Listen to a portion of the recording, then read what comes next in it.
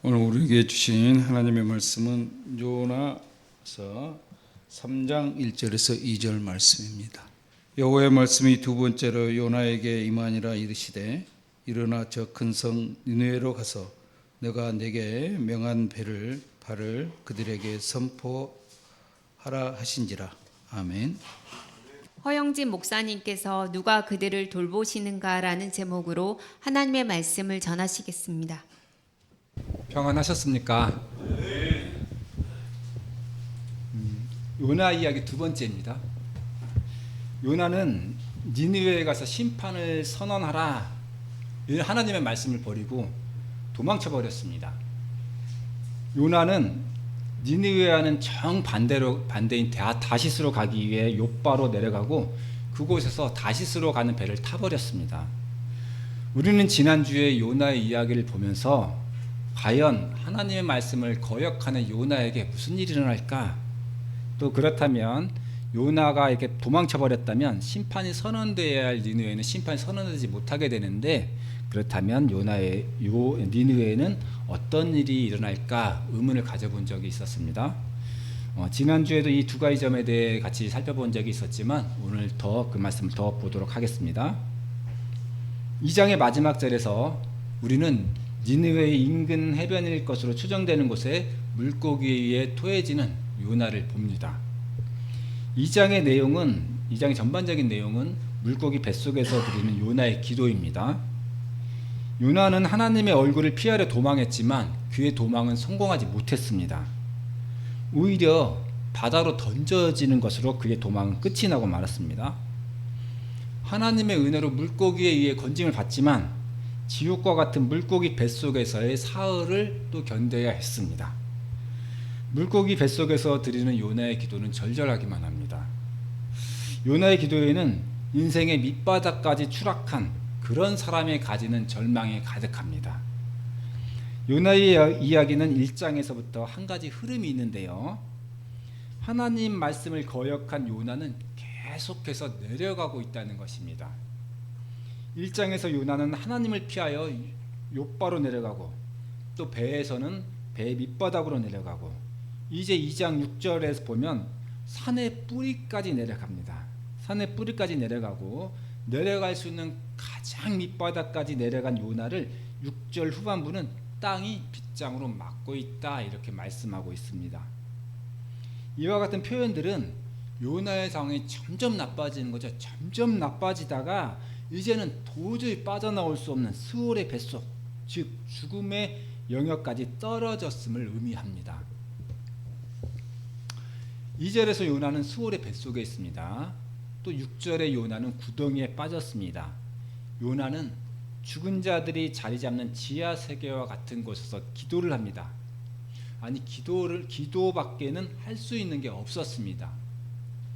요나의 기도는 언젠가 절망에 빠져서 절망 때문에 기도할 수밖에 없었던, 기도밖에는 할 것이 없었던 우리 성도의 모습과 같습니다. 어느 날 슬픔 때문에 또 절망 때문에 하나님 앞에 엎드려서 실컷 울어본 사람은 오늘 요나의 기도가 그의 마음을 어떻게 변화시켜 가는지 이해하실 것 같습니다. 하나님 앞에 올 때는 슬픔 때문에 또 절망 때문에 또 낙심하는 마음으로 왔을지라도 돌아가는 그 길에 우리의 슬픔도 꽃이 되고 또 절망도 희망이 되어지는 것을 경험한 성도는 요나의 절망에 찬 기도가 결코 끝이 아니라는 것을 아실 것입니다.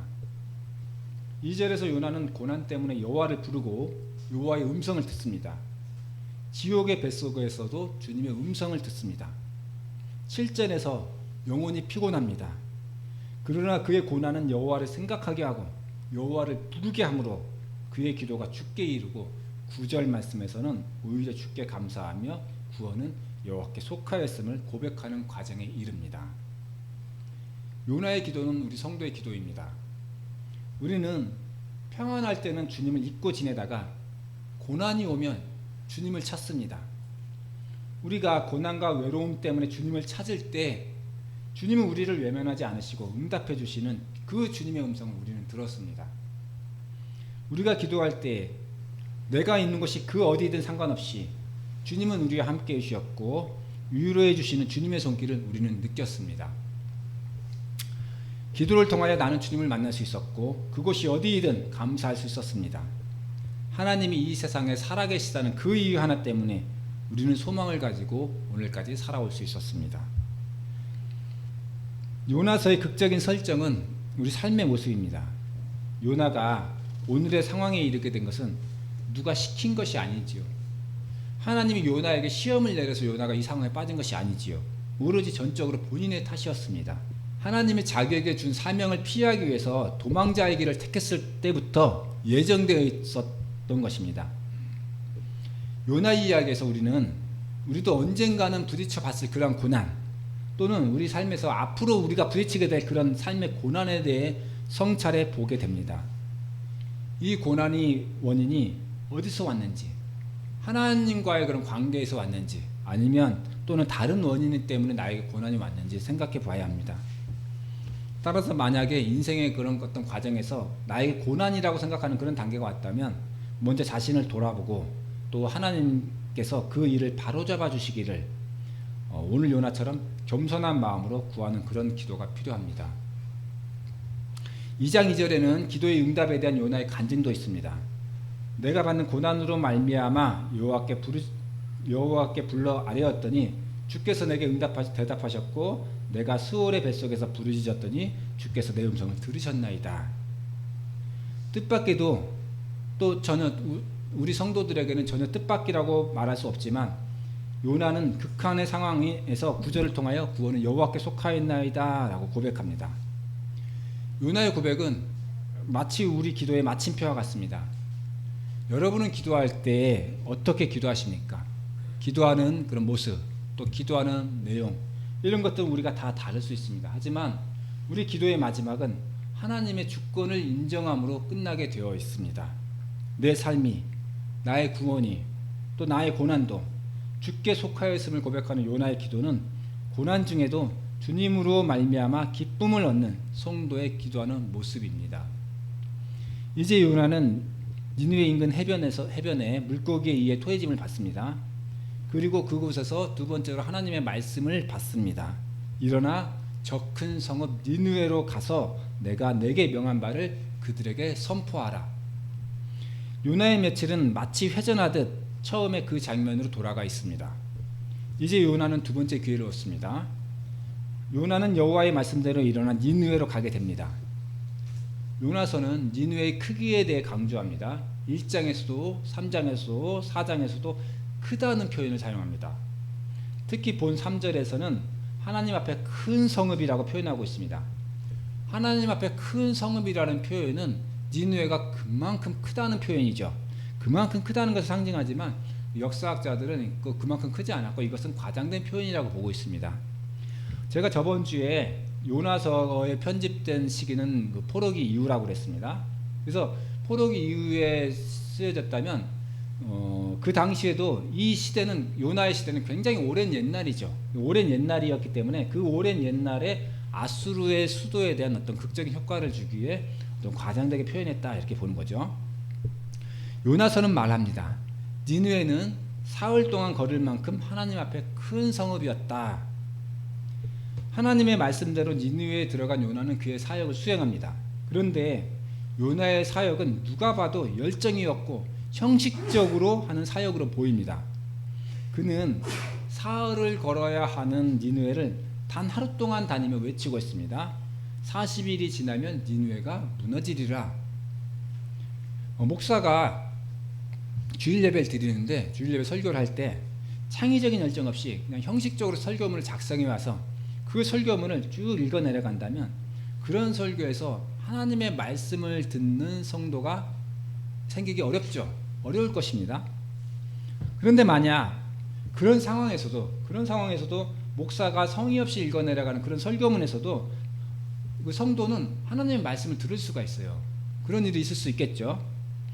그런데 그렇다면 그런 상황에서 성도가 하나님의 말씀을 듣는 것을 목사가 설교를 잘했기 때문이다 라고 인정할 사람은 거의 없겠죠. 그것은 하나님이 직접 그 성도의 마음을 움직여서 그 설교에서도 하나님의 말씀을 받을 수 있도록 하나님이 일하셨다라고 해석할 수 있겠지요. 그런 상황에서는 오늘 니느웨 상황이 딱 그렇습니다. 형식적으로 작성한 설교문을 아무 성의 없이 요나는 읽어내려가고 있는 겁니다. 그런데 놀랍게도 니느웨는 요나의 설교에 엄청난 반응을 나타냅니다. 5절은 니느웨 사람들의 반응에 대한 전반적인 서술이고 6절에서 9절은 5절에 대한 자세한 설명입니다. 니느웨 왕은 요나의 선포를 듣고 왕좌에서 내려옵니다. 왕복을 벗고 굵은 배 옷을 입습니다. 그리고 제2위에 앉아 자신을 낮추는 그런 모양을 갖춥니다. 왕은 니느웨에 금식을 선포합니다. 사람은 물론이고 소나 양 같은 짐승에게조차 금식을 선포하며 모든 백성이 악한 길과 강보에서 떠날 것을 권고합니다. 왕은 9절에서 이렇게 말합니다. 하나님이 뜻을 돌이키시고 그 진노를 그치사 우리가 멸망하지 않게 하시리라. 그렇지 않을 줄을 누가 알겠느냐. 왕은 자기들의 이런 행위로 하나님의 심판을 되돌릴 수 있는 확신이 없었다는 것입니다. 그럼에도 불구하고 왕은 하나님 앞에 겸손한 자세를 취하고 있습니다.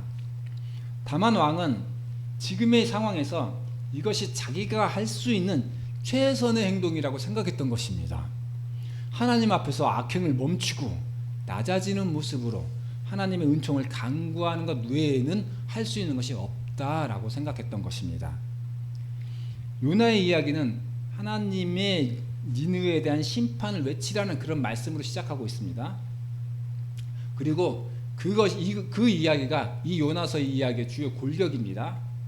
하지만 요나서에 감추어진 그 내면에 숨겨진 이야기는 하나님께서 니느웨를 돌보신다라는 것에 있습니다. 하나님께서는 1장에서 말씀하셨습니다. 그 악독이 내 앞에 상달되었음이니라. 그러므로 너는 가서 외치라. 이것이었습니다.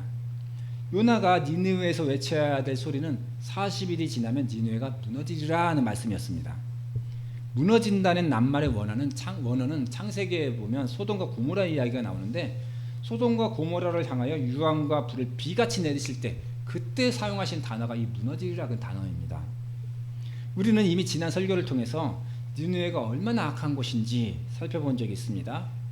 나홈은 3장 1절에서 니느웨를 가리켜 거짓과 포악이 가득하다 이렇게 말하고요. 19절에서 아수르의 패망에 대해 손뼉을 치며 기뻐한다. 아무도 슬퍼할 자가 없다. 이렇게 말하고 표현한 바 있습니다. 요나의 이야기도 그 처음을 니느웨의 크기와 또 그 악함을 떠올리며 시작합니다. 요나와 동시대 유대인이라면 누구나 나홈과 요나의 태도에 공감할 것입니다. 아수르는 북왕국 이스라엘 거주민들을 강제로 끌고 간 바가 있고요. 끝내는 이 북왕국 이스라엘을 멸망에 이르게 했습니다. 따라서 니느웨는 당연히 적대시해야 될 대상이었던 것입니다. 그렇다면 요나의 이야기 한 장에서 보았을 때 이 니느웨를 돌보는 자는 누구일까요? 하나님의 백성, 교회를 대표 여긴 요나였을까요? 요나는 아닌 것이 분명하지요. 이 요나는 그 임무를 저버린 사람입니다. 요나서에서 니느웨 사람들은 긍정적인 시각에서 묘사되고 있습니다. 나홈이 말했던 거짓과 포악이 가득한 피의 성에 사는 사람들이라고는 도저히 생각하지 않을 정도입니다. 오늘 요나의 선포는 하나님의 말씀인지조차도 불확실합니다. 그 근거가 제시되지 않았기 때문입니다. 요나의 선포는 갑작스럽게 던져지는 광신자의 헛소리로 당시에는 간주될 수도 있었습니다. 그런데도 니느웨 사람들은 금식을 선포하고 하나님 앞에 겸손한 태도로 자비를 구했습니다. 이러한 니느웨 사람들의 태도는 소수의 사람들이 한정된 것이 아니었습니다. 니느웨의 짐승까지 포함한 매우 광범위한 그런 반응이었습니다. 하나님의 뜻을 돌이키셔서 우리를 멸망하지 않게 하실지 누가 알겠느냐, 이런 니느웨 왕의 말은 하나님의 말씀에 대한 그들의 신실하고 진지한 받아들임을 대표합니다. 유대인들은 수세기 동안 하나님의 말씀을 받았고 또 하나님의 인도로 살았습니다. 그 가운데 살아왔습니다. 하지만 그들의 태도는, 그들의 수세기 동안 태도는 하나님을 늘 실망스럽게 할 뿐이었습니다. 마태복음에서 예수께서는 이렇게 말씀하셨습니다. 예루살렘아 예루살렘아 선지자들을 죽이고 내게 파송된 자들을 돌로 치는 자여 암탉이 그 새끼를 날개 아래에 모음같이 내가 내 자녀를 모으려 한 일이 몇 번이더냐. 그러나 너희가 원하지 아니하였도다. 유대인들의 불신앙에 대한 예수님의 한탄의 말씀입니다. 그에 비하면 오늘 니느웨 사람들의 태도는 우리 그리스도인들에게 오히려 모범이 될 정도입니다. 누가 그들을 돌보시기에 니느웨 사람들은 하나님의 말씀에 민감하게 반응하는 것일까요? 요나서는 이 질문에 대하여 우리에게 분명하게 답변합니다. 그분은 하나님이시라는 것입니다. 하나님은 처음부터 니느웨를 돌보고 계셨고 선지자를 보내 니느웨의 말씀을 선포하실 정도로 관심이 있으셨습니다. 그리고 3장 10절과 같이 이미 선포하신 말씀을 철회하시기도 하셨습니다. 요나서의 마지막 말씀인 4장 10절 말씀, 하물며 이 큰 성읍 니느웨에는 좌우를 분별하지 못하는 자가 12만여 명이요 가축도 많이 있나니 내가 어찌 아끼지 아니하겠느냐. 이런 말씀은 그 점을 분명히 하고 있습니다. 요나서의 이야기는 세상에 대한 교회의 관심에 대하여 질문합니다. 오늘 이 시대에는 니느웨와는 비교도 되지 않을 정도로 큰 대도시들이 수도 없이 많이 있습니다. 교회는 과연 이 도시에 사는 사람들을 위하여 무엇을 하고 있는지 묻고 있습니다. 부활하신 예수님께서는 우리에게 말씀하셨습니다.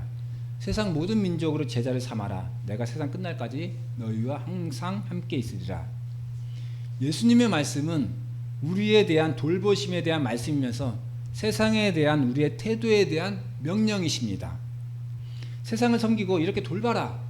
그런 너희들에게 내가 세상 끝날까지 함께 해주시겠다는 것입니다. 그런데 교회는 오늘 욥바로 내려가고 또 배 밑층으로 내려가서 풀쿨 잠을 자는 요나처럼 세상을 외면하고 나의 만족만을 위한 신앙생활에 더 많이 빠져 있는 것 같습니다. 하나님께서는 우리에게 화목하게 하라는 직분을 주셨습니다. 그것은 우리끼리 뿐만 아니라 하나님과 세상을 화목하게 하는 일을 말합니다. 따라서 우리가 그리스도인으로서 세상을 돌보지 않는 것은 노동자가 일을 하지 않으면서 보수를 달라고 하는 이상한 현상이라고 말할 수도 있습니다. 마태복음 5장은 그리스도인을 가리켜 세상의 소금이요 빛이라고 말합니다. 에베소서 1장 23절은 교회를 그리스도의 몸이라고 말합니다. 소금은 세상의 맛을 내기 위해 존재하고 빛은 세상을 비추기 위해 존재합니다. 우리는 세상의 빛과 소금이 되어 그리스도의 사역을 이어나가는 몸이 되어야 합니다. 하나님께서는 세상을 돌보시고 사랑하십니다. 그리고 하나님께서는 요나의 이야기를 통해서 너도 그렇게 해야 한다고 말씀하십니다. 우리가 세상을 사랑하는 것은 예수께서 말씀하신 십자가를 지는 일입니다. 예수께서는 말씀하셨습니다. 누구든지 나를 따라오려거든 자기를 부인하고 자기 십자가를 지고 나를 따를 것이니라. 십자가를 지는 것은 고난과 고통이 함께합니다. 그렇지만 예수께서 함께해 주시면 고난도 기쁨이 됩니다. 하나님 나라의 비밀한 영광을 알게 되기 때문입니다. 세상 끝날까지 함께해 주시는 우리 주님의 약속을 믿으며 영원한 하나님 나라를 소망하는 우리가 되기를 바랍니다. 함께 기도하겠습니다. 은혜가 충만하신 하나님 아버지, 길가에 핀 들꽃 하나도 아버지께서 기르시거늘 저희는 늘 삶의 안위를 걱정하는 날들이 계속됩니다. 저희가 삶의 걱정을 내려놓고 우리 아버지와의 관계를 회복하고 아버지께서 저희에게 주시는 말씀대로 살아가기를 소망합니다. 세상 모든 민족으로 제자를 삼으라는 우리 주님의 명령을 삶 속에서 실천하며 살아갈 수 있도록 인도하여 주시옵소서. 예수님의 이름으로 기도드렸습니다.